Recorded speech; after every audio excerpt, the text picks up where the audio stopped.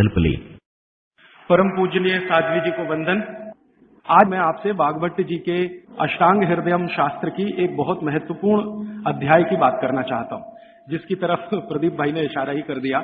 मैं खुद ही उसकी आज बात ही करने वाला था, उन्होंने कह दिया तो अच्छा ही हुआ कि हमारे शरीर में वात पित्त कफ की स्थिति अगर सम है तो हम जीवन भर निरोगी रहते हैं। और निरोगी शब्द की जब मैं बात करता हूं तो आप भागवत जी का जो निरोगी शब्द है वो शरीर से भी स्वस्थ और मन से भी स्वस्थ, और मन के बाद एक और स्थिति होती है चित्त की, वहां भी स्वस्थ। तो आप मन और चित्त और शरीर तीनों स्तर पर स्वस्थ हैं, ये उनकी भाषा है, निरोगी है। अगर आपका खाली शरीर स्वस्थ है और मन नहीं है, चित्त स्वस्थ नहीं है, तो निरोगी नहीं माना जाएगा। आपको कुछ न कुछ तकलीफें आप अपने को देने वाले हैं, समाज को देने वाले। तो इसलिए वो कहते हैं कि आप अगर स्वस्थ हैं, ये तभी संभव है जब वात पित्त कफ आपके शरीर में सम है। सम होने के माने जितना वात चाहिए उतना है, जितना पित्त चाहिए उतना है, जितना कफ चाहिए उतना है। वात पित्त कफ तीनों दोष हैं। एक तरफ भागवत जी कहते हैं कि ये तीनों दोष हैं, त्रिदोष, लेकिन एक तरफ ये जरूरी भी है। ये भी महत्व की बात है। अगर ये नहीं है शरीर में तो आप शरीर से काम ही नहीं ले सकते। वात भी चाहिए, पित्त भी चाहिए, कफ भी चाहिए। बस उन्होंने ये कहा कि ये सम मात्रा में हो, जब जितनी जरूरत है उतने हो। जनवरी का महीना चल रहा है, मान लो अभी आ जाएगा कल से, तो जनवरी के महीने में वात जितना चाहिए, पित्त जितना चाहिए, कफ जितना चाहिए उतना अगर है तो बहुत अच्छा। फरवरी में, मार्च में, महीनों के हिसाब से जो आपका जीवन चक्र चलता है उसमें जैसी जैसी जरूरत हो उतना वात पित्त कफ होता रहे तो आपके लिए सबसे अच्छा। और अगर ये जरूरत के हिसाब से कम ज्यादा होता है, नहीं मिल रहा है, तो बहुत ही खराब, तो आप रोग ही रोग में डूबेंगे। ये है जो महत्व की बात समझने की है। तो भागवत जी ने कहा कि आपके जीवन में ये वात पित्त कफ जब जरूरत हो वैसे ही रहे, उसके लिए उन्होंने एक अध्याय लिखा, पूरा अध्याय लिखा। उसका नाम है दिनचर्या। दूसरा एक अध्याय लिखा, उसका नाम है ऋतुचर्या। एक अध्याय लिखा आहार द्रव्य का ज्ञान, माने जो खा रहे हैं उसके बारे में जानना, आहार द्रव्य का ज्ञान। फिर ऐसे करते करते उन्होंने 40 से ज्यादा अध्याय लिख डाले। कुल अध्याय में 7000 सूत्र में बार बार रिपीट कर रहा हूं ताकि याद हो जाए आपको। तो जो दिनचर्या वाला हिस्सा है वो अभी तक मैं बात नहीं कर पाया आपसे। आज मुझे एक दिन मिला तो मैं बात करता हूं, और व्याख्यान के अंत में जो प्रदीप भाई ने कहा वो इसमें जुड़ जाएगा अपने आप। दिनचर्या के बारे में भागवत जी कहते हैं कि सामान्य रूप से हमारे शरीर की अवस्था के हिसाब से हमें दिनचर्या तय करनी है, शरीर के हिसाब से। सबके लिए ये जर्नल नहीं है, ये ध्यान रखना। हर व्यक्ति के शरीर के हिसाब से ये बदलती है। जैसे मेरे बगल में बाबूजी बैठे हैं तो इनकी दिनचर्या मुझसे अलग होगी, और मुझसे छोटा कोई लड़का या लड़की है, भाई या बहन है, उसकी दिनचर्या मुझसे अलग होगी। तो आपकी सुविधा के अनुसार मैं 3 हिस्से करता हूं।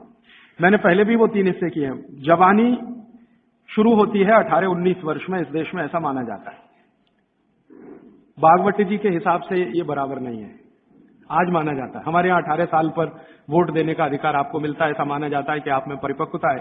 भागवत जी कहते हैं कि जवानी 13 से 14 साल में शुरू हो जाती है, 13 से 14 साल में शुरू हो जाती है। पुराने लोग हमारे ऐसा ही मानते थे, 13 से 14 साल में युवा अवस्था शुरू हो जाती है। तो आप समझ लीजिए कि जन्म से लेकर 13-14 साल तक का एक भाग, 13-14 साल से लेकर 60 साल तक दूसरा भाग, और 60 साल के ऊपर तीसरा भाग, 3 तरह के लोगों की श्रेणी बना दी जाए। अब इसमें दिनचर्या का ध्यान दिया जाए। तो सबसे पहली बात जो आप सबको याद रखनी चाहिए हमेशा, कि जो 0 वर्ष से लेकर, माने पहला दिन का कोई बच्चा है, वहां से शुरू करके 13-14 साल, ये बच्चा जो है कफ के प्रभाव में रहता है। ऐसा कहें, बचपन में कफ बहुत होता है शरीर को, सारा शरीर कफ के असर में ही रहता है। उस समय वात और पित्त दोनों कम होते हैं। पित्त तो थोड़ा रहता है, वात तो बिल्कुल ना के बराबर होता है बचपन में। इसलिए बचपन में 13-14 साल की उम्र तक के किसी भी बच्चे को या भाई बहन को मैं देखता हूं और वो मुझे कहता है कि मेरे घुटनों में दर्द है, तो मुझे बहुत हैरानी होती है कि ये कैसे आया। आना ही नहीं चाहिए। भागवत जी कहते हैं कि प्रकृति ने एक व्यवस्था बनाई हुई है। वो व्यवस्था ये है कि बचपन जो आपका गुजरेगा वो कफ के असर में होगा, कफ ज्यादा होगा। जिनको कफ ज्यादा होगा उनको घुटनों का दर्द होना ही नहीं चाहिए, कमर का दर्द होना ही नहीं चाहिए, हड्डियों में दर्द होना ही नहीं चाहिए, उनके बाल गिरने ही नहीं चाहिए, बाल बढ़ने ही चाहिए, उनके शरीर में कभी भी थकान होनी ही नहीं चाहिए। शरीर सोने के लिए ज्यादा प्रवृत्त होना ही चाहिए, क्योंकि कफ के असर में नींद बहुत आती है। तो 14 वर्ष की उम्र तक अगर कोई भी भाई या बहन, बेटा या बेटी 8 घंटे से 10 घंटे भी सो रहा है तो भी उसके लिए अनुकूल ही माना जाता है। तो कफ के असर में नींद बहुत आती है, वात के असर में नींद बिल्कुल कम हो जाती है।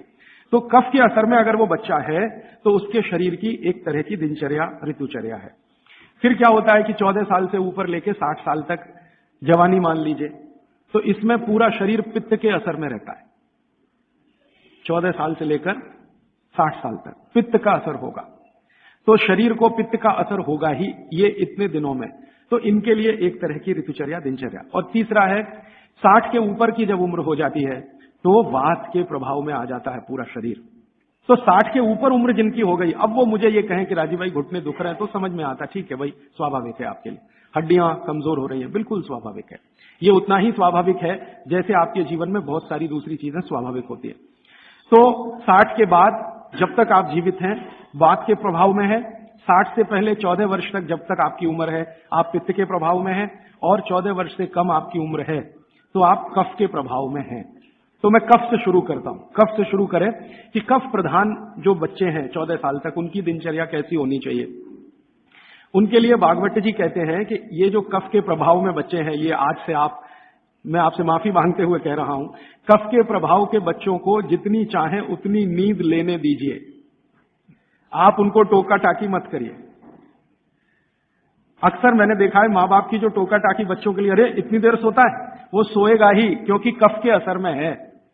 तो आप जबरदस्ती उसको मार के पीट के उठाएंगे, चल पढ़ने को बैठ, होमवर्क कर, टीचर ने इतना दे दिया। अरे वो होमवर्क करके करेगा क्या? अगर वो अपने कफ के असर में है वैसी उसकी दिनचर्या रखिए। तो भागवत जी कहते हैं कि जो कफ के असर में है उसको 10 घंटे तक की नींद स्वीकृत है, माने 10 घंटे तक वो 24 घंटे में सो सकता है। अब ये नींद वो 2 हिस्से में लेता है तो बहुत अच्छा, एक ही हिस्से में ले तो भी चलेगा, लेकिन ज्यादा बेहतर है कि 2 हिस्से में ले। माने रात को 8 घंटे तक सो जाए, 9 घंटे तक सो जाए, दोपहर को 1 घंटे जरूर सो जाए। लेकिन आप अगर कहेंगे कि कफ के असर में जो बच्चे हैं उनमें भी 3 कैटेगरी बनती है। 14 से 8 एक कैटेगरी, 14 साल से 8 साल, 8 साल से 4 साल एक कैटेगरी, और फिर 4 से 1 साल की कैटेगरी। तो 1 से 4 साल वाली कैटेगरी में भागवत जी कहते हैं कम से कम 16 घंटे की नींद, और 4 से 8 साल की कैटेगरी में वो कहते हैं कि कम से कम 12 से 14 घंटे की नींद, और बाद में वो कहते हैं जो 14 साल 8 से 14 तो वो कहते हैं कम से कम 8 से 9 घंटे की नींद। तो छोटे बच्चे अगर आपके घर में हैं जिनकी उम्र 14 साल से कम है, आप उनको सोने से मत रोकिए, क्योंकि कफ का असर है, और कफ का प्रभाव जब ज्यादा होता है ना तो होता क्या है वो समझ लीजिए। कफ आप जानते हैं चिकना पदार्थ है, स्निग्ध पदार्थ है। कफ का मतलब है आपको खांसी आए और जो बलगम निकल जाए, जो बलगम है ना वही कफ है, ऐसा समझ लीजिए। वो स्निग्ध है, चिकना है और बहुत भारी है। ये गुरु है, गुरु माने भारी, हैवी है, बहुत हैवी है, इससे ज्यादा हैवी कोई चीज नहीं। तो स्निग्ध है, चिकना है, भारी है, गुरु है। और जो भारी चीज होती है वो शरीर के ब्लड प्रेशर को हमेशा बढ़ाती है, हमेशा बढ़ाती है। हर भारी चीज, हैवी चीज आप कहते हैं ना, कहते हैं कई बार चिकित्सक हल्का खाओ जी, ज्यादा भारी चीज मत खाओ। हर भारी चीज शरीर के ब्लड प्रेशर को बढ़ाती है, क्योंकि भारी चीज जाएगी तो उसका गुरुत्व ज्यादा है, गुरुत्व ये ज्यादा है तो वो बढ़ेगा। अगर ब्लड प्रेशर, तो आपके ब्लड प्रेशर को कंट्रोल रखने के लिए ज्यादा बढ़ गया तो तकलीफ आ जाएगी। तो बॉडी ने एक व्यवस्था बनाई, शरीर ने व्यवस्था बनाई कि आप ज्यादा नींद लो। ये नींद लेते समय ब्लड प्रेशर हमेशा कम रहता है। जितनी देर आप सोएंगे ब्लड प्रेशर या तो सामान्य होगा या सामान्य से कम होगा। जितनी देर आप जगे हुए हैं ब्लड प्रेशर सामान्य से थोड़ा ज्यादा होगा। तो बचपन में क्या है, आदमी या बच्चा गुरुत्व में है, कफ में है, स्निग्धता में है, इसलिए उसको नींद लेकर ब्लड प्रेशर को मेंटेन करना है अपनी व्यवस्था बनाने के लिए, इसलिए वो ज्यादा देर सोएगा ही। आप उसके सोने पर पाबंदी मत लगाओ। आप अगर ये महसूस करते हो कि जी 14 घंटे से भी ज्यादा सो रहा है, तो सोचने की बात आएगी। उसमें भी 4 साल तक के बच्चे को तो वो भी नहीं सोचना, वो 18 घंटे भी सोए तो सोने दो उसको। और वैसे भी आप महसूस करते हैं, आप सब माताएं हैं, आपने बच्चे अपने बड़े किए ही हैं, छोटे बच्चे जितने होंगे नींद उतनी ज्यादा लेंगे, क्योंकि कफ का असर उतना ही ज्यादा है और ज्यादा कफ को मेंटेन रखना है ब्लड प्रेशर के लिए, इसलिए नींद लेनी ही पड़ेगी, बिना उसके होने वाला नहीं। इसलिए बचपन में नींद ज्यादा। तो अब नींद ज्यादा है तो ये कब संभव है? ये नींद ज्यादा आप तभी संभव है जब जल्दी सो जाएं, माने बच्चों को जल्दी सोना ही। आप बोलेंगे जी कितने बजे तक सोना? भागवत जी तो ये कहते हैं कि सूर्यास्त होने के 2 घंटे के अंदर सो जाना, सूर्यास्त होने के 2 घंटे के अंदर सो जाना। अब सूर्यास्त कब हुआ?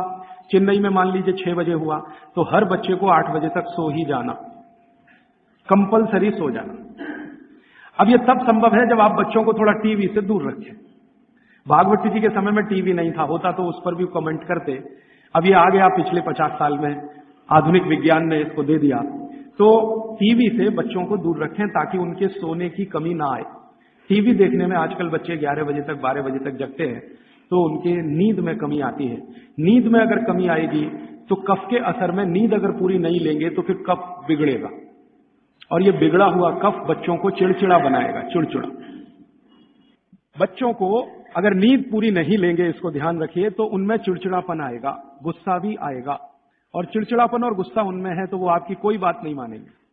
आप उनको लाख अच्छी बात कहो, वो मानेंगे ही नहीं, क्योंकि शरीर को मस्तिष्क जो है नियंत्रित करता है। मस्तिष्क कफ के प्रभाव में है, कफ बिगड़ा हुआ है, सुधरा हुआ नहीं है, क्योंकि नींद पूरी नहीं ले रहे हैं। तो ये तो संकट आने वाला है। तो अक्सर घरों में ये समस्या मैं सुनता हूं, वो कहते राजीव भाई बच्चे हमारी सुनते नहीं। वो सुनेंगे तब तक नहीं जब तक नींद पूरी नहीं हो रही है।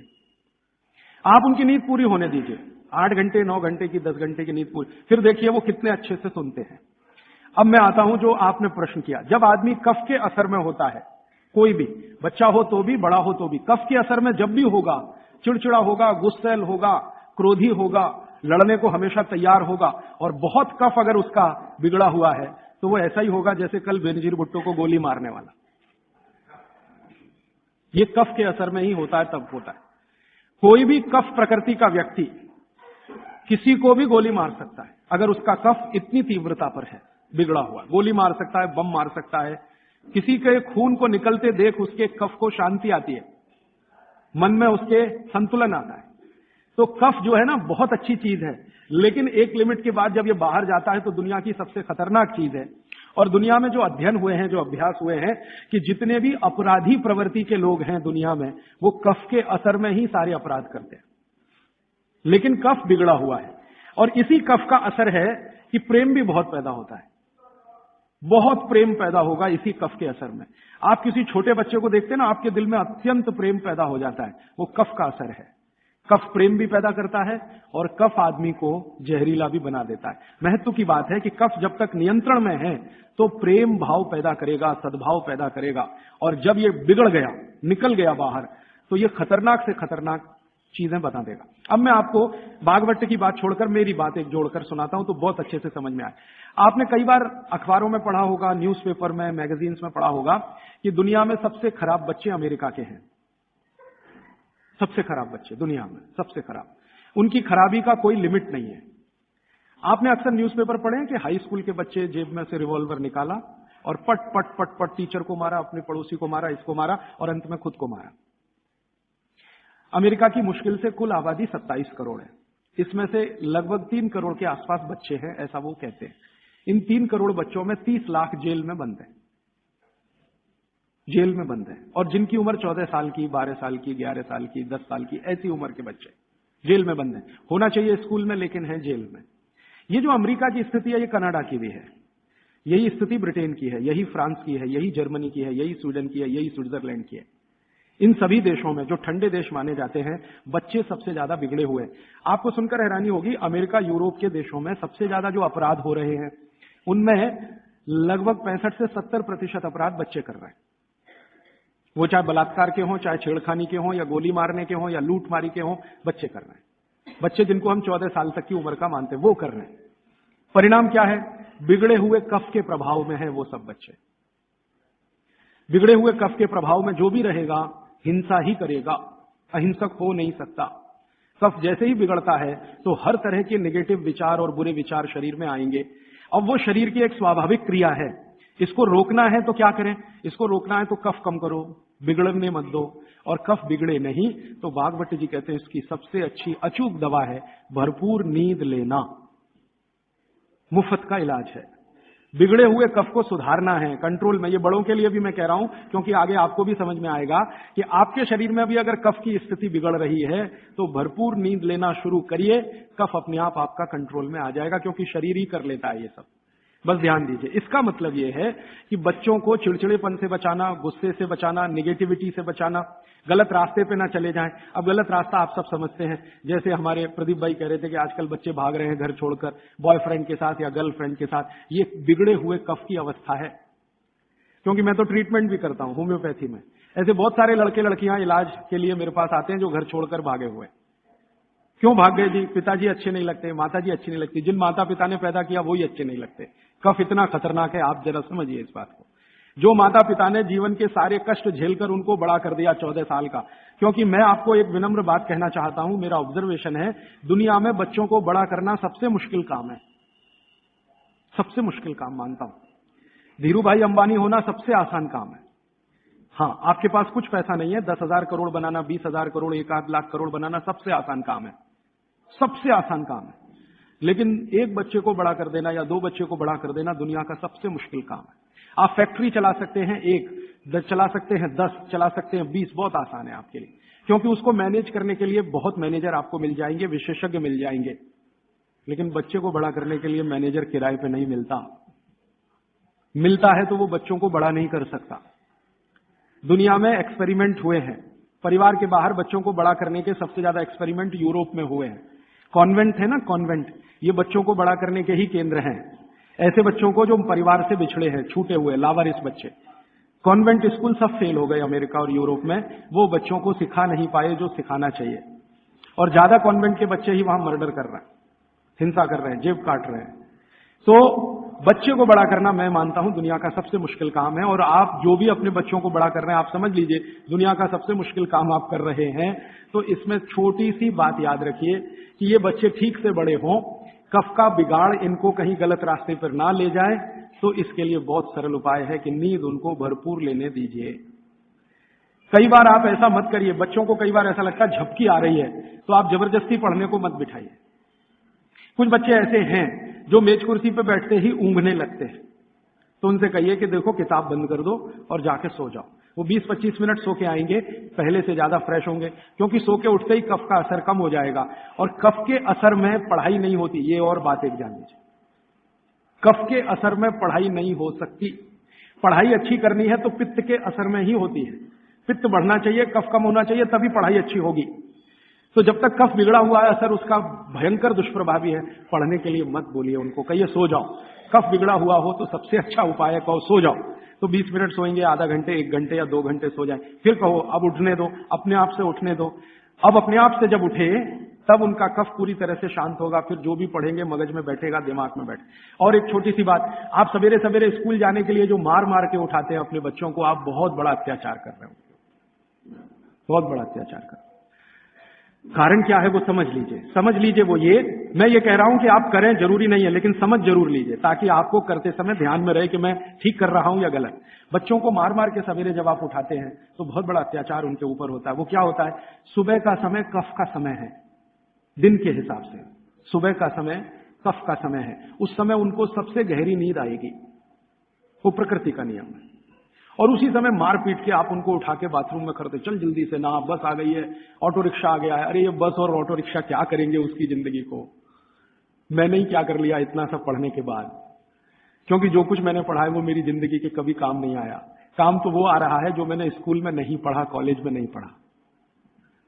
स्कूल कॉलेज में मैंने बहुत पढ़ा, x + y² = x² + 2xy + y², और पता नहीं कितनी कॉपियां रंग डाली, आज तक मेरी जिंदगी में काम नहीं आया x + y²। अब मेरे गणित के टीचर को मैं पूछता हूं क्यों पढ़ाया मास्टर जी आपने मुझे, तो कहते क्या करूं यार, काम तो मेरे भी नहीं आया, मुझको किसी ने पढ़ाया तो मैंने तुमको पढ़ाया। ये भेड़िया धसान है। मैं आपको विनम्रता पूर्वक ये कहना चाहता हूं, कितने भी अच्छे स्कूल में आप बच्चों को पढ़ाइए, उनकी जिंदगी का 90 से 95% बेकार ही जाने वाला है। अब उसके लिए आप उनको मार पीट के उठा रहे हैं जो कभी काम नहीं आएगा जिंदगी में। तो आप ये अत्याचार मत करिए। फिर आप कहेंगे जी स्कूल तो सुबह ही चलते हैं, तो स्कूल वालों को मिलकर समझाइए कि बच्चों के स्कूल का समय दोपहर को रखें। अब आप बोलेंगे जी वो कैसे समझेंगे, ऐसे समझेंगे, बच्चे तो आपके पढ़ रहे हैं ना, स्कूल के मास्टर जी के पढ़ रहे हैं, बच्चे आपके पढ़ रहे हैं, फीस आप दे रहे हैं। आप मिलकर कहेंगे तो स्कूल वालों को झक मार के सुनना ही पड़ेगा, क्योंकि स्कूल तो आपसे चल रहा है, आप स्कूल से नहीं चल रहे, स्कूल आपसे चल रहा है। आप लाखों रुपए उनको डोनेशन दे रहे हैं, करोड़ों रुपए फीस दे रहे हैं, तो उनको कहिए छोटे बच्चों के स्कूल कभी भी सवेरे नहीं होने चाहिए। 7 बजे से स्कूल चल रहा है, ये तो होना ही नहीं चाहिए। उनका स्कूल 11 बजे से 12 बजे से होना चाहिए। आप प्रयास करिए, सफलता मिले तो बहुत अच्छा, नहीं मिले तो अपना अलग स्कूल ही खड़ा कर दीजिए। हाँ, क्या मुश्किल है आप जैसे लोगों के लिए? आप सब यहां बैठे हुए लोग हैं, कोई करोड़पति से कम नहीं है, क्या मुश्किल है? एक स्कूल ऐसा शुरू कर दो जो बच्चों को सुबह नहीं पढ़ाएगा जी। हम आयुर्वेद के हिसाब से चलेंगे, हम बागवट के हिसाब से चलेंगे, हमारा बच्चों का स्कूल दोपहर को ही शुरू होगा। तो आप कोशिश करिए, कोशिश करने से दुनिया में सब कुछ होता है। जब से मैंने ये बातें मेरे मित्रों से शेयर की, हमारे कार्यकर्ता बहुत हैं देश भर में, करीब 18,000, उनसे जब शेयर की तो उन्होंने कई कई जगह प्रयास किए, कुछ में सफलता भी मिली। स्कूल वाले मान गए, समझ गए, बागवट के सूत्र उनको समझाए तो वो मान गए। हाँ, बच्चों को, क्योंकि स्कूल में पढ़ाने वाली भी टीचर है या टीचर है, उसके भी अपने बच्चे हैं, वो भी देख रही है, महसूस कर रही है कि सुबह तो सोने का ही उनका मन करता है, तो सुबह तो सोने के लिए ही है उनके लिए, क्योंकि सुबह कफ का असर होता है और बच्चे तो कफ के ही प्रभाव में है, तो डबल असर होगा, इसलिए सुबह उनको नींद अच्छी आएगी। सुबह नींद अच्छी आएगी तो उनको झकझोर के जगाइए मत। अब सुबह की नींद उनकी ठीक से आए, इसके लिए वो रात को जल्दी सोए, तो 8 बजे तक सोने के लिए नियम डाल दीजिए। 8 बजे के बाद आपके घर का टीवी बंद हो जाए तो वो भी नहीं देखेंगे, आप देखेंगे तो वो भी देखेंगे। बच्चे तो जो आप करते हैं वैसे ही सीख लेते हैं। तो आप 8 बजे के बाद टीवी को बंद करने का नियम डाल दीजिए। बच्चों में आदत पड़ गई नींद आने की 8 बजे, तो वो सोएंगे, भरपूर नींद लेंगे, सुबह 6 बजे तक उठेंगे, बहुत अच्छे से उठेंगे। फिर आप चाहें तो उनसे कोई भी काम करवा सकते हैं, उनके मन में न चिड़चिड़ापन होगा, न गुस्सा होगा, न कोई नेगेटिव थॉट होगा, क्योंकि नींद जीवन में उतनी ही बड़ी चीज है जितना भोजन। तो भरपूर नींद लीजिए या लेने दीजिए, क्योंकि वो कफ के असर में है। तो बच्चों की दिनचर्या में आप ये ध्यान रखिए कि 8 से 10 घंटे सोना कंपलसरी, एक बात। दूसरा, बच्चे कफ के प्रभाव में हैं, ये मैं बार बार कहूंगा आपसे ताकि याद रहे। बच्चे कफ के प्रभाव में हैं और कफ का प्रभाव क्षेत्र जो है ना, वो जान लीजिए, हृदय से ऊपर और मस्तिष्क का अंतिम बिंदु, ये कफ का क्षेत्र है। हृदय से ऊपर, यहां से ऊपर पूरा ये कफ का क्षेत्र है। हृदय से नीचे नाभि तक ये पित्त का क्षेत्र है और नाभि से नीचे पूरा ये वात का क्षेत्र है। तो बच्चे कफ के असर में हैं, तो ध्यान रखिए कि उनको जितने रोग होंगे वो यहां से ऊपर वाले ही होंगे बचपन के। नाक बहेगी, सर्दी होगी, जुकाम होगा, खांसी आएगी, ये सब इसी एरिया के रोग हैं। तो बागवती जी कहते हैं कि बच्चों को कफ के असर से बाहर लाते रहें, बिगड़े नहीं उनका कफ। तो इसके लिए बच्चों की मालिश, उन्होंने एक शब्द, बहुत सुंदर शब्द दिया, अभ्यंग मालिश।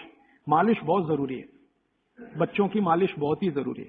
तेल मालिश, बच्चों की तेल मालिश बहुत जरूरी है। वैसे तो सब माताएं करती ही हैं, अनजाने में वो एक बड़ा काम कर रही।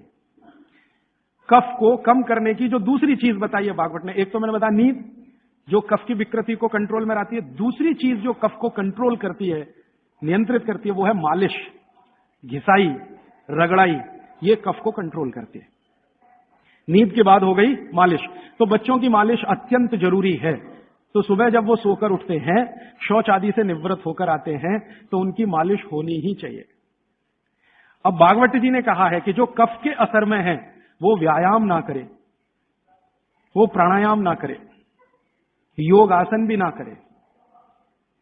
ध्यान रखिए इस बात को। बागवती जी कहते हैं कि कफ के असर वाले व्यक्ति को ना तो व्यायाम, ना तो आसन, ना तो प्राणायाम, उसके लिए है मालिश, रगड़ाई चाहिए उसको शरीर के। ठीक है, तो मेरी आपको विनती है कि बच्चों को व्यायाम करने के लिए प्रोत्साहित मत करिए।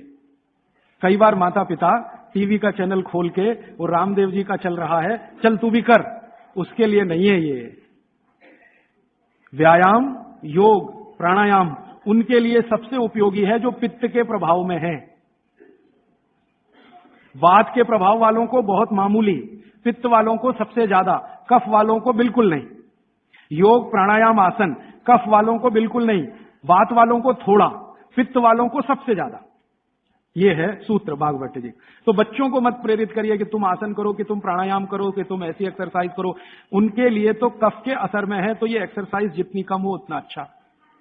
मालिश करिए उनकी, भरपूर मालिश करिए। अब तीसरी बात, तीसरा सूत्र, बच्चों की मालिश कहां करें जी? पूरे शरीर में करें, पूरे शरीर में करिए। लेकिन बागवती जी कहते हैं कि कफ का असर कहां है? मैंने आपको थोड़ी देर पहले कहा, छाती से लेके ऊपर तक। तो ये जो इतना हिस्सा है, इसकी मालिश ज्यादा करिए ताकि कफ थोड़ा शांत रहे। तो सीधे से बात अब मैं समझाता हूं, बच्चों के सिर की मालिश सबसे ज्यादा करिए। सिर, ये ऊपर का हिस्सा, धीरे धीरे धीरे धीरे तेल लगा के सिर की मालिश सबसे ज्यादा करिए। तो मालिश किससे करेंगे? तेल से। तेल जो है कफनाशक है, तेल जो है ना कफनाशक है। तो सिर की मालिश करेंगे, छोटे छोटे छिद्र हैं, तेल इससे अंदर जाएगा, कफ को सामान्य रखेगा। तो कफ के प्रभाव में बिगड़ेंगे नहीं बच्चे, माने गुस्सा नहीं करेंगे, चिड़चिड़े नहीं होंगे, नेगेटिव नहीं होंगे, जिंदगी में गलत काम नहीं करेंगे। तो बच्चों के सिर की मालिश बहुत जरूरी है, सिर की मालिश। दूसरा वो कहते हैं कि